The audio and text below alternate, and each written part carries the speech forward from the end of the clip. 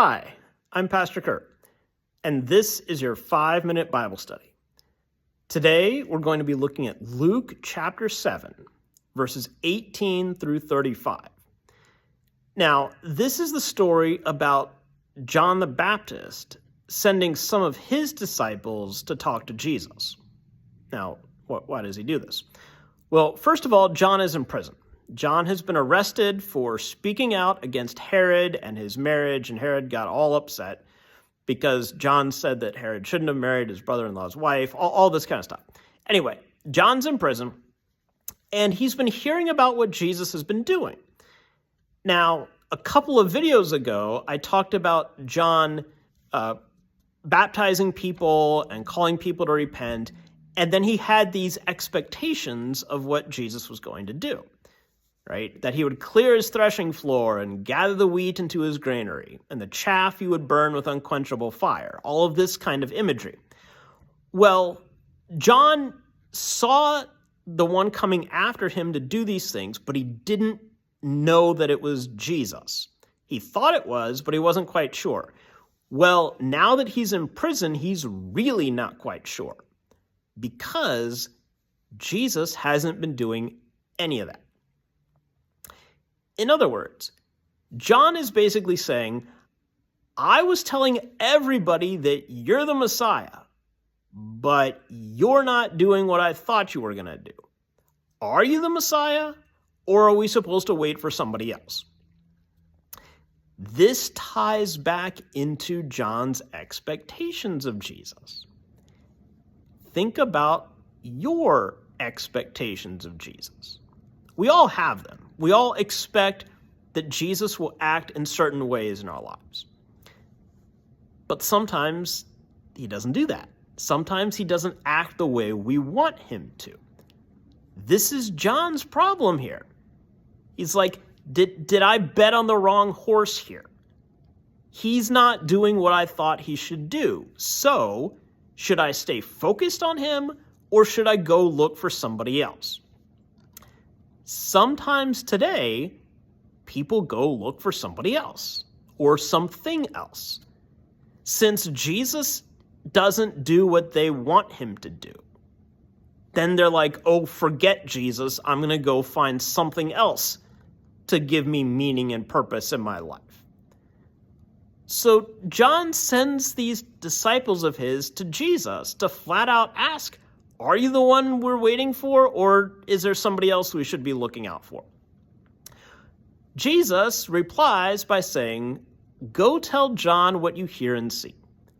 And then he lists these things that he's been doing, right? The blind receive their sight, the lame walk, the lepers are cleansed, the deaf hear, the dead are raised, and the poor have good news brought to them.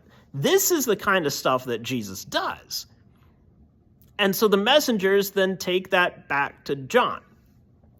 So, first of all, notice that Jesus doesn't come out and say, yes, I'm the Messiah. He makes John rethink what the Messiah is supposed to do. He gives John these things to look out for and has John kind of come to that conclusion himself. Yes, Jesus is the Messiah, but it helps to have John figure it out on his own. Think about today.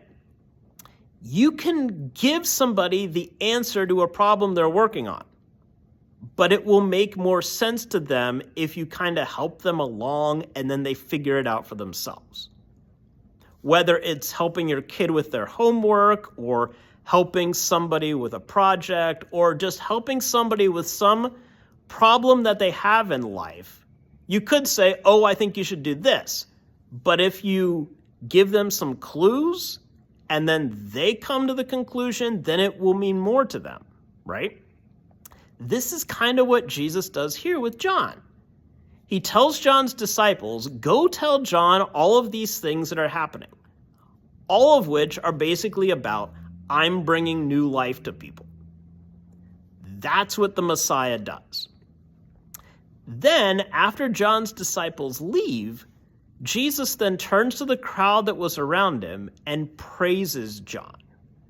He even says, that of those born among women, no one is greater than John the Baptist. Basically, Jesus says that John is the greatest person who's ever lived. Now, why would he say that? Here's John all confused and full of doubt if Jesus is even the Messiah. And yet Jesus turns around and praises John as the best person on earth. Why?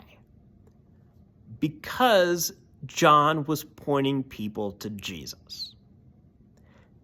That means even when you are full of doubt and uncertainty, even when Jesus doesn't meet your expectations, you can still point him out to people. John still pointed Jesus out to other people, even though he was full of his own doubts. This is why Jesus praised John. That even in the midst of John's doubts and confusions and unmet expectations, he still pointed people to Jesus. This is good news for us, too. You don't have to have everything figured out in life.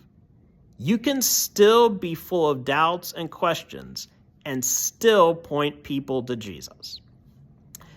There's your 5-minute Bible study for the day. Please remember to like, comment, share, and subscribe, and I'll see you next time. Thanks.